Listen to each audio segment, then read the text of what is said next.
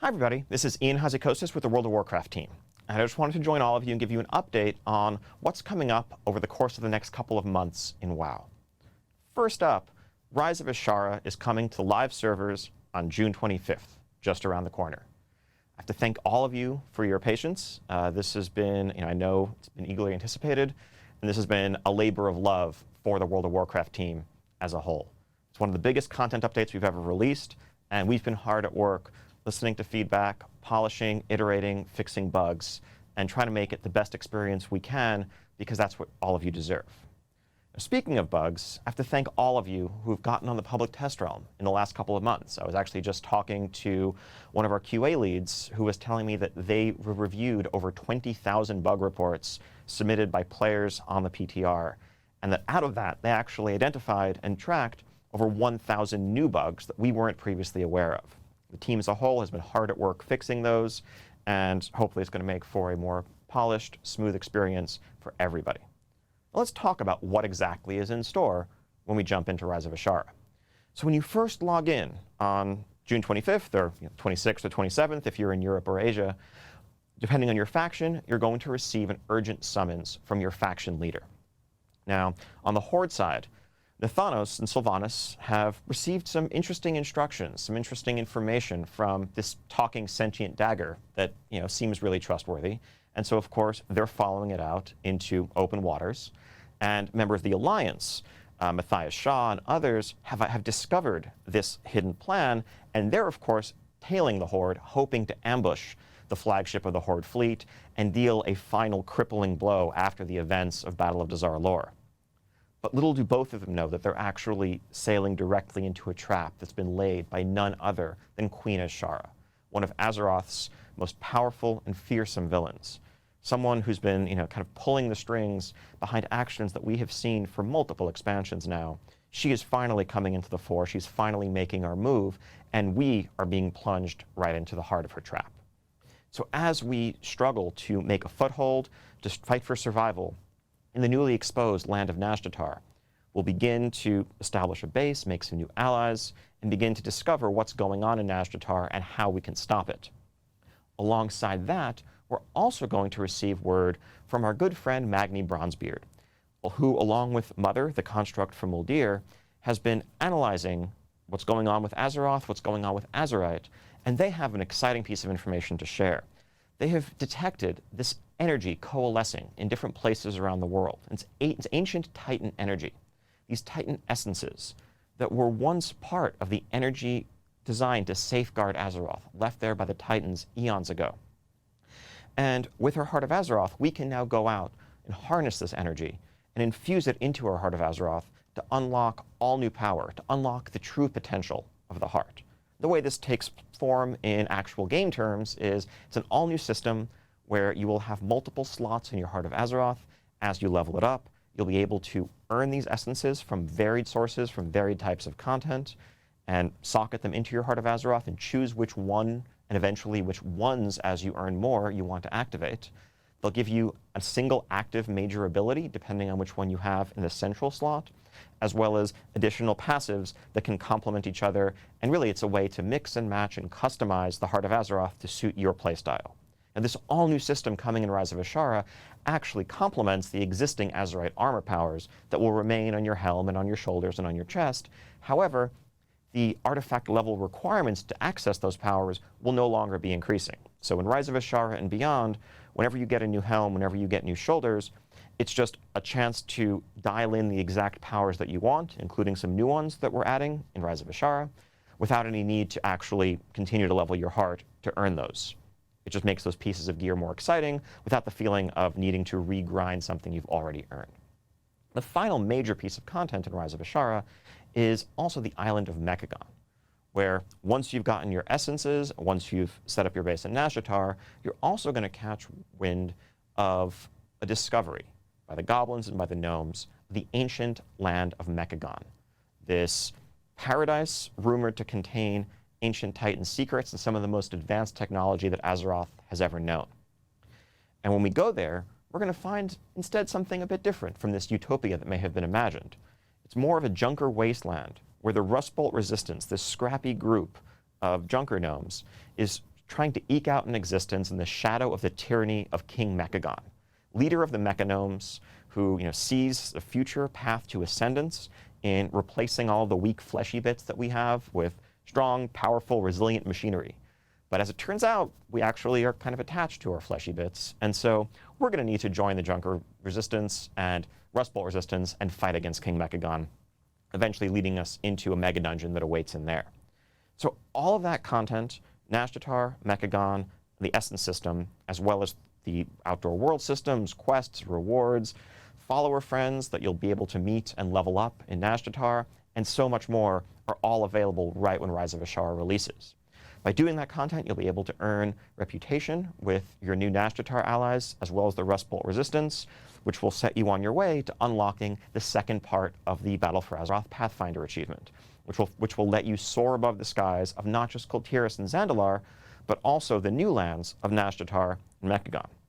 And I think we're thinking that for people who are playing actively, that's something that you should be able to earn within a few weeks of gameplay, and then you'll be able to enjoy flight once you've earned it from here on out in Battle for Azeroth.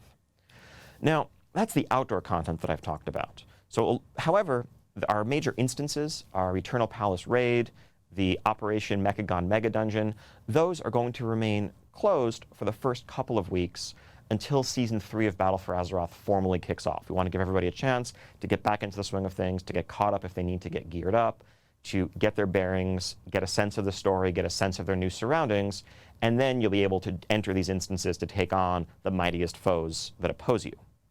Now, in the meantime, we're setting up a little bit of a post-season period for Battle for Azeroth Season 2. If you want to do Mythic Plus dungeons, those are still there, and they'll continue to give all the same rewards that they have been.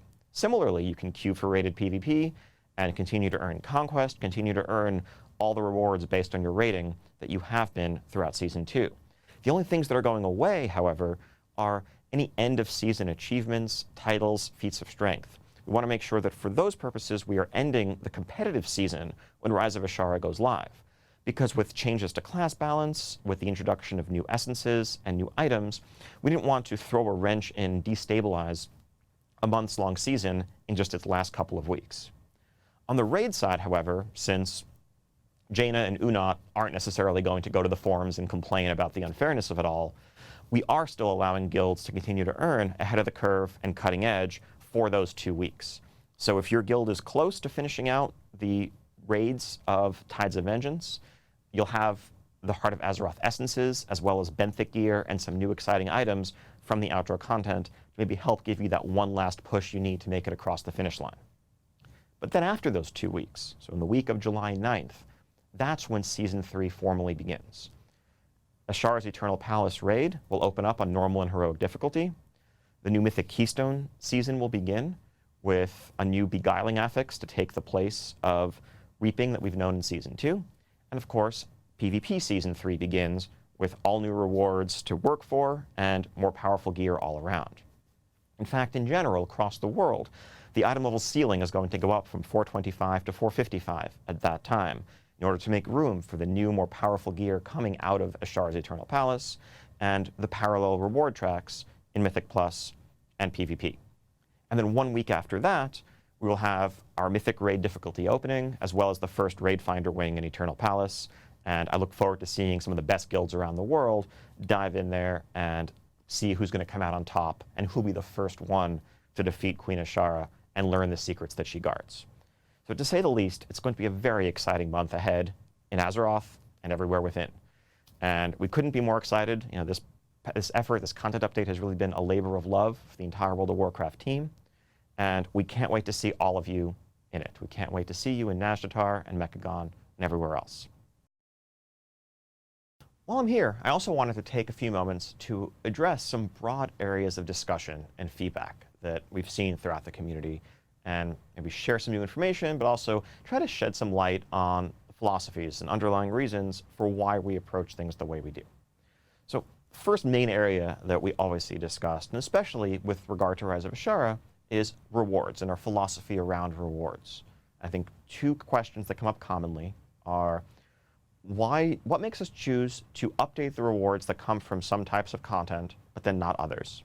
And then second, again, what guides us when trying to determine where we have catch-up mechanics in place, and have catch-up mechanics gone too far?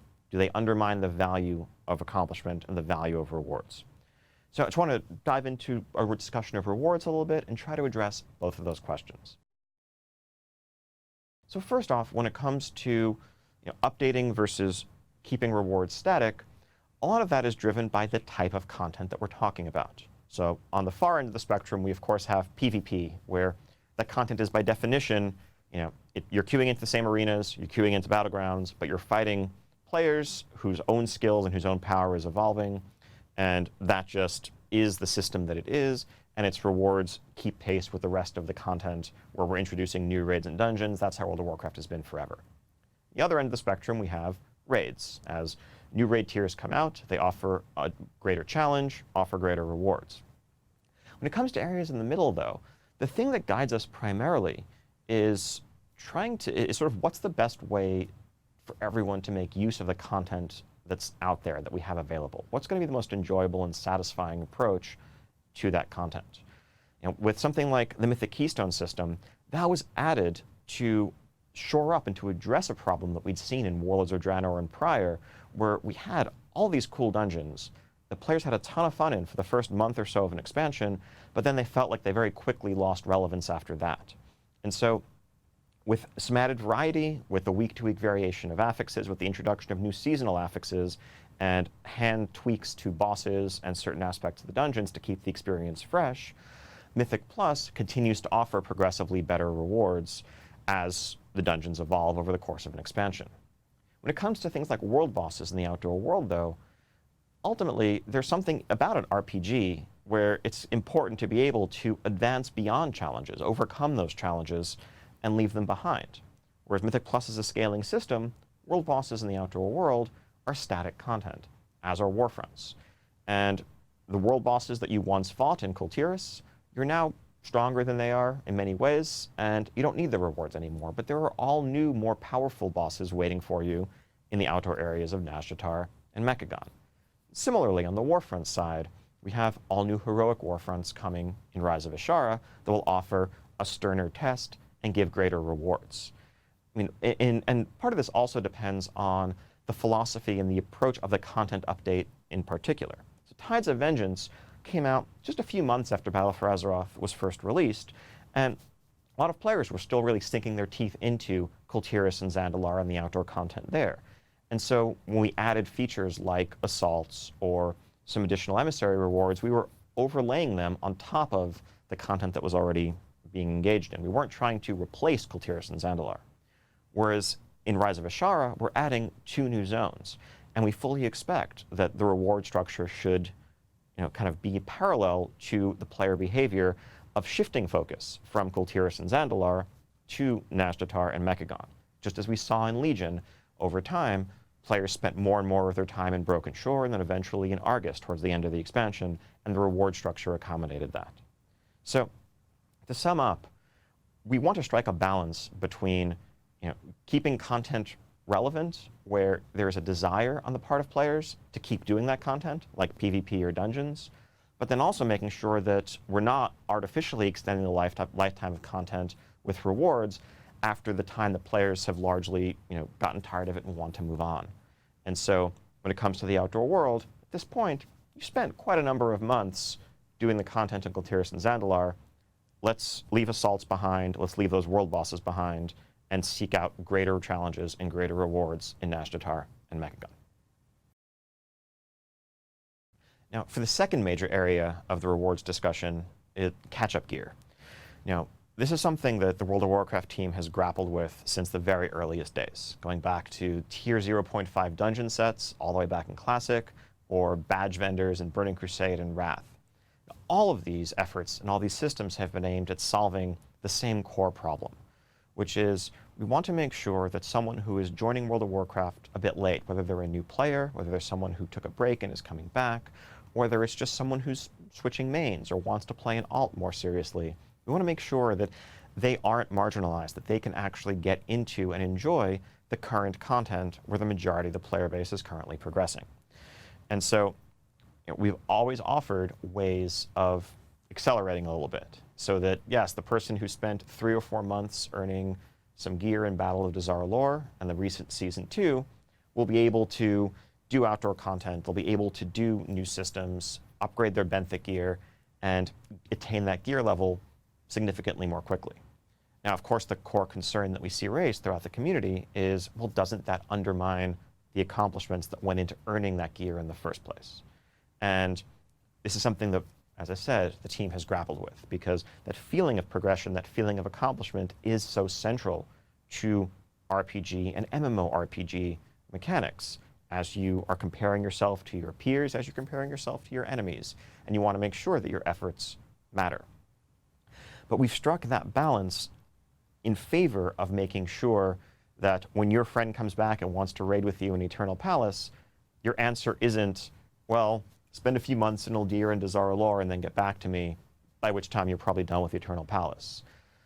So at the same time, though, we want to make sure that we are offering some complementary systems where accomplishments are more enduring. You know, back in Legion, efforts that you put into earning Legion legendaries, those remained best in slot throughout the entire expansion. And that was controversial at the time. People who felt like they were behind on legendaries didn't feel like they could catch up, but at the same time, there was something valuable about knowing that these pyro bracers that you got on your Fire Mage were going to be your best in slot for the foreseeable future. And in Rise of Azshara, in particular, we have the Essences system, where there is no planned future shortcuts or catch-up there. The effort that goes into unlocking and upgrading an Essence will be enduring for the remainder of Battle for Azeroth. So if you're setting your sights on a high-rank Essence from Mythic Dungeons or from rated PvP or elsewhere, you can rest assured that the effort that you put in to achieving that goal will not be diminished by anything that comes on later in the expansion. We may introduce other Essences that offer different options for you to mix and match, but not a faster or easier way of getting a particular Essence that you have your sights set on today. And then on the item front, just to kind of wrap this up, it's also important to remember that you are enjoying the short-term advantage from whatever you've earned. Another topic where we've seen a ton of discussion in the community recently has been around what sorts of gear find their way into PvP and what are our philosophies around that. So when it comes to PvP in World of Warcraft, I think, historically, we've kind of covered a broad spectrum philosophically here. In the very original days, even in the early days of Arena, there was a meta that was heavily defined by gear that came from raids and other sources, whether it's that terrible warrior in your server who got a Dark Edge of Insanity and was just destroying people in Warsong Gulch, or people wearing Shadow Resist gear into early Arena matches in Burning Crusade, or Warglaives, and so forth. All the way to the other end of the spectrum, where I think we hit kind of a peak in Legion, where stats truly didn't matter, where when you went into PvP, you had a template assigned to you. It didn't matter if you wanted haste or crit, you were going to get what the developers gave you when you entered that environment. And on reflection, we felt like that was several steps too far away from the RPG, MMORPG roots of the genre, where stats should matter, rewards should matter, choices should matter. And your character, the avatar that you play in Azeroth, should feel ideally consistent, whether you are in a raid, whether you're in war mode, whether you're jumping into arena, rather than having large swaths of your items suddenly cease to work, or the way your abilities do or don't work change drastically out from under you. And so philosophically, as we've seen some items from Crucible of Storms and other raid content become relatively prominent in Arena, that's not inherently a red flag for us. We think that it's okay if, at the very high end, people looking for a competitive advantage in PvP sometimes look at items that are exclusive to dungeon or raid or other loot tables and try to seek them out to get an advantage. Because that's part of what an RPG is about. That's part of what RPG PvP is about. It's asymmetry. And similarly, we don't have a problem, as we've seen a lot of discussion about the Conflict and Strife PvP essence that's just come out and it's coming up in Rise of Azshara. Doesn't bother us if players who are looking at high-end raid strategies or pushing high-end keys in Mythic Plus look at some of those PvP talents that you could get access to through that essence and say that situationally, that would be the best choice for them. And do some of them feel like they should now go in and try to achieve a high PvP rating to earn the most powerful version of that essence? Maybe yes. But if you're trying to push the very high end of what's possible on a given type of content, I'm not sure there's anything wrong with feeling a little bit of pressure to go branch out and to experience the breadth of World of Warcraft and all of its systems. The progression tracks that we have laid out ensure that for the overwhelming majority of players, if you want to be competitive, if you want to achieve most of the goals that you want and set for yourself in PvP, you don't need to look outside the PvP gearing system to do that. Similarly, if you want to complete our raids or complete Mythic Keystone achievements, you can do those without needing to get gear from PvP. But if there are situational advantages to doing so, to crossing over, to experiencing all types of the game, that also serves as a reward for those players who are able to maintain a level of accomplishment and achievement in all parts of the game. And that's not something we want to sacrifice or dispense with. Now, all of that aside, that has nothing to do with the actual impact of the items themselves. So the biggest problem with many of the Crucible items was what they did to the pace of gameplay. Even if those items had been available from PvP, the problem with them wasn't that you got them from a raid. The problem was that they were overly potent and tended to stall matches and lead to excessive dampening stacks and a generally unenjoyable pace to the overall gameplay. Now that's a problem for us to solve on its own terms with adjustments to those items and how they work in PvP, but it's not about where the rewards come from. So going forward, we're still committed to making sure that the majority of exciting PvP rewards come from PvP and the majority of exciting raid rewards come from raiding, but if there is some crossover here or there, whether it's deliberate or not, we don't entirely view that as an unhealthy thing, and it may be something that we even want to encourage. Because ultimately, World of Warcraft is a vibrant, interconnected world, and when players are encouraged to branch out and experience different parts of it, we think that makes the experience richer and, dare I say it, even more fun for everybody. Okay, now it would be impossible and, in fact, irresponsible to engage in any kind of philosophical discussion around community feedback without digging into the topic of class design. Now, we've been hearing, really for years now, since Warlords and Legion, a steady amount of feedback from the community about the direction of class design, and with a particular focus on the topic of so-called class pruning, and the removal of abilities in many cases, or moving abilities from baseline to spec-specific, or moving them to other systems like PvP talents. And while at its core we do think that there was a lot of good work done there in terms of removing redundant abilities, pulling back from some homogenization that led to nearly every class and spec having multiple forms of crowd control or utility that actually hurt class uniqueness, a consistent point of feedback has been the concern that we've gone too far. And after a lot of reflection and ongoing discussion, ultimately I would like to say that we agree with that feedback. There are places where in Warlords and in Legion, we were probably too focused on button count as a measure of complexity, when I think there's a lot more nuance to it than that. And that led to us pulling back a bit farther than we probably ought to have. And so as we engage in discussions about the future of class design, as we look beyond, the current content update to a future expansion and even beyond, and we're asking what we want to do, where we want to take classes next, that feedback that we've heard really helps shape those discussions in a lot of ways. And so we look at some abilities that we removed that reduced overall button count, but actually probably did more harm than good in the act of taking them away. One example that comes to mind for me is something like Alter Time for mages, which was a fun, super flavorful and thematic ability that allowed for some masterfully skillful plays, also allowed for some masterfully skillful ways of getting yourself killed if you misused it. A lot of players probably ignored that ability. If you looked at it, you're like, I'm not totally sure when and where I'd want to use this. That was fine. Many players probably didn't even have it bound. And it was realizations like that that led to us removing it, but I'm not sure that mages are better or more fun, or that WoW class design as a whole is better for not having Alter Time somewhere in the mix. Now, that ability is not going to come back tomorrow, but it's the exact kind of thing that we are talking about in terms of what direction we want to head in the longer term. Of course, there are also some more challenging areas of discussion where there are no quick fixes or solves.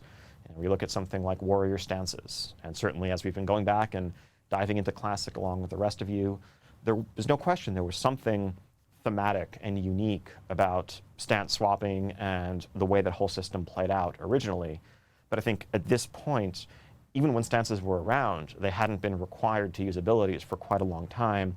There's a certain point where we think it would likely be too jarring for a bunch of warriors to log in one day and discover that you actually can't pummel unless you're in the appropriate stance, or that you can't charge or, or hamstring or the like. But how can we offer a sense of, identity? How can we offer a sense of uniqueness that goes along with what that used to represent? Those are the sorts of questions that we're asking. And speaking of identity, I think we've talked a lot about class identity in the foregoing years. But reflecting on those efforts, there are ways in which we've probably actually furthered spec identity at the expense of class identity in some cases. As we moved abilities from class-wide to being spec-specific in a number of cases, we've perhaps gone a bit too far away from that core choice that players make when they're looking at character creation, looking at character select, and they decide whether they want to be a mage or a hunter or a shaman or a rogue.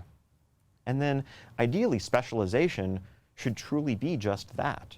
It should be taking a class and picking a facet of it that excites you the most, with which you identify the most, and doubling down on that and becoming a master of that. Instead, for many classes or some specs, that choice entails almost turning into an all-new class with entirely different abilities and only a little bit of overlap. And that's an area where we actually would like to also pull back from. So as we think to the future, we want to find ways of reestablishing class as a foundation, whether that's taking some abilities that are now spec-specific and spreading them back out so that the entire class has access to them, even if they're kind of off-role for you. There's value in that hybridity and that utility. But also looking to all new systems that we introduce down the line and trying to anchor them at the level of class rather than spec. Because, again, class identity means class identity, not spec identity. And really with regard to that, we want to underscore the importance of class identity and class design to World of Warcraft. I think a point that players have made on many occasions is that to many, the way your class plays and feels is essential. It's one of the most important things in World of Warcraft, period. Your class is the lens through which you view the world. It's how you interact with the world. It's how you engage with all of your enemies and your allies. And if you're playing a class that you don't feel is satisfying, a class whose fantasy doesn't resonate with you, that's absolutely going to hinder your enjoyment of all the rest of the world. And so it truly is a top priority for us. And I want to thank everyone, continue to thank you for your ongoing feedback. And yes, your criticism where appropriate. I think it's helped us to sharpen and focus our discussions around this topic. And it really is a powerful guide to us as we look to the future of World of Warcraft and class design in particular. And last but certainly not least, we can't talk about what's ahead for WoW this summer without talking about WoW Classic. Now, it's been an honor and it's been incredibly exciting for the entire team to see everyone's passion around this, as tens of thousands of folks have jumped into our closed beta to help give us feedback, report bugs, point out inconsistencies, and hundreds of thousands of players have helped us with our stress tests, all in the lead up to launching Classic on August 27th. Now, we've had a couple of big stress tests as you've broken our servers. We think we've done some work to make sure they're going to hold up, but we'll see for sure just around the corner on June 19th, where we're going to have another stress test, our biggest yet, as we try to simulate what that day one rush is going to be like and get our servers to a place where they're going to hold up for everybody in just a couple months. So all in all, really, this is going to be an incredible summer for World of Warcraft. We have just around the corner on June 25th, Rise of Azshara dropping, and then 2 months after that, WoW Classic on August 27th. So I hope to see all of you in Azeroth. I can't wait, whether it's Azeroth now or Azeroth back then. Thank you.